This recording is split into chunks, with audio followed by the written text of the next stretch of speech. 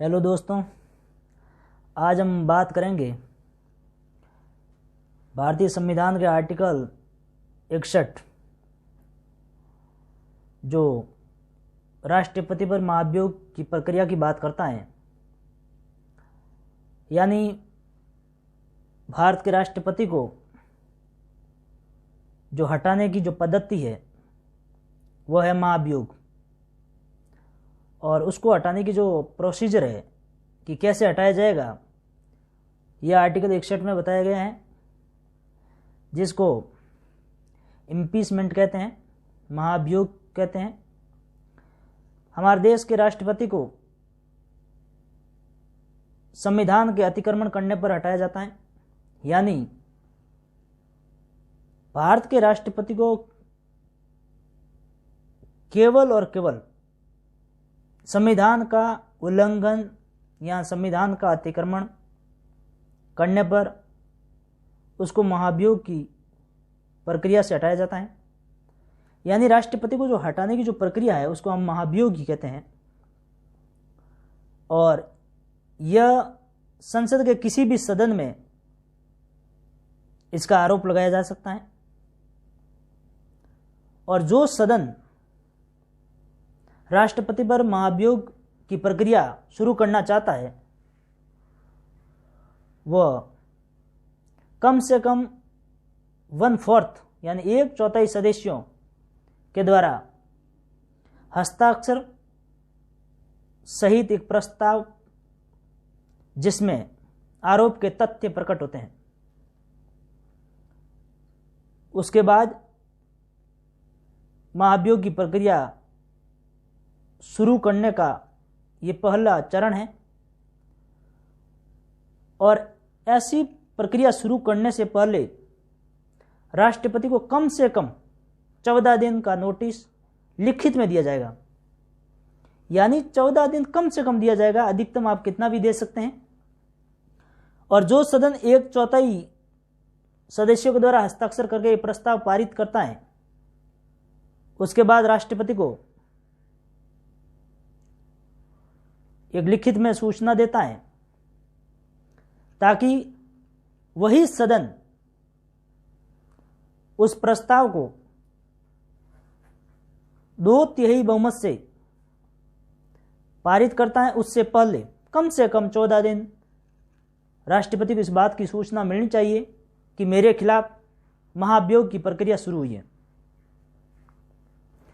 जो सदन 1/4 सदस्यों के द्वारा प्रस्तावित तथ्य प्रकट करता है वही सदन 2/3 सदस्यों के द्वारा इस प्रस्ताव को पारित करता है, और उसके बाद दूसरे सदन के समक्ष भेजा जाता है। दूसरा सदन इस तथ्यों का अन्वेषण या जांच करेगा। सदन स्वयं जांच कर सकता है या किसी न्यायालय या न्यायाधिकरण से करवा सकता है, जैसा वह सदन जिस न्यायालय या न्यायाधिकरण को ये काम सौंपता है वह इसकी जांच करेगा। और इस जांच के सामने राष्ट्रपति स्वयं उपस्थित हो सकते हैं, या अपने वकील के माध्यम से या किसी रिप्रेजेंटेटिव के माध्यम से अपना पक्ष रख सकते हैं। इसके बाद ये इन्वेस्टिगेशन या जांच पूरी होने के बाद वही सदन जिसने इस इन्वेस्टिगेशन या जांच को शुरू करवाया है, यानी दूसरा सदन, वह सदन भी 2/3 या 2/3 बहुमत से पारित कर दे और यह कह दे कि राष्ट्रपति के विरुद्ध लगाए गए आरोप सही साबित हुए, उसी दिन से राष्ट्रपति अपने पद से बर्खास्त यानी डिसमिस। यानी पहला सदन आरोप लगाता है और दूसरे सदन में भेजता है। जब पहला सदन 1/4 सदस्यों के द्वारा हस्ताक्षर करके एक प्रस्ताव लाता है तथ्यों का कि इन तथ्यों पर हम महाभियोग लाने जा रहे हैं, उसकी सूचना राष्ट्रपति को वो पारित होने से कम 14 दिन पहले मिल जानी चाहिए। और फिर दूसरा सदन इसका इन्वेस्टिगेशन शुरू करता है, तो राष्ट्रपति स्वयं आके अपना बचाव करें या अपने वकील को भेजें। और उसके बाद वही सदन, उसको भी लगता है कि यह राष्ट्रपति के विरुद्ध लगाए गए प्रथम सदन के द्वारा तथ्य सही साबित हो रहे हैं, और वो उस प्रस्ताव को पास कर लेता है, तो उसी तारीख से राष्ट्रपति बर्खास्त माने जाएंगे। यानी उसी टाइम से राष्ट्रपति को पद छोड़ना पड़ेगा। और हमारे भारतीय संविधान में राष्ट्रपति के विरुद्ध ऐसा महाभियोग आज तक कभी पास हुआ नहीं है, न लाया गया। महाभियोग एक जुडिशियल प्रोसेस है, यह न्यायिक प्रक्रिया है, और भारत के राष्ट्रपति पर महाभियोग और अमेरिका के राष्ट्रपति पर महाभियोग में फर्क इस बात का है कि भारत के राष्ट्रपति पर केवल और केवल संविधान के अतिक्रमण करने पर महाभियोग की प्रक्रिया शुरू की जाती है, लेकिन अमेरिका के राष्ट्रपति पर राजद्रोह, घूस लेना या अन्य किसी प्रकार का अपराध से संबंधित उसके विरुद्ध महाभियोग लाया जा सकता है, जिसकी सीनेट जांच करता है।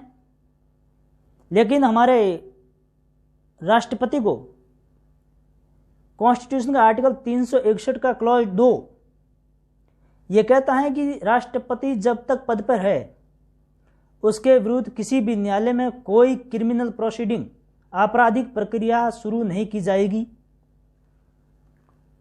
और इसी आर्टिकल का क्लॉज 3 कहता है कि राष्ट्रपति के विरुद्ध कोई भी न्यायालय जब तक राष्ट्रपति पद पर है गिरफ्तारी का आदेश जारी नहीं करेगा।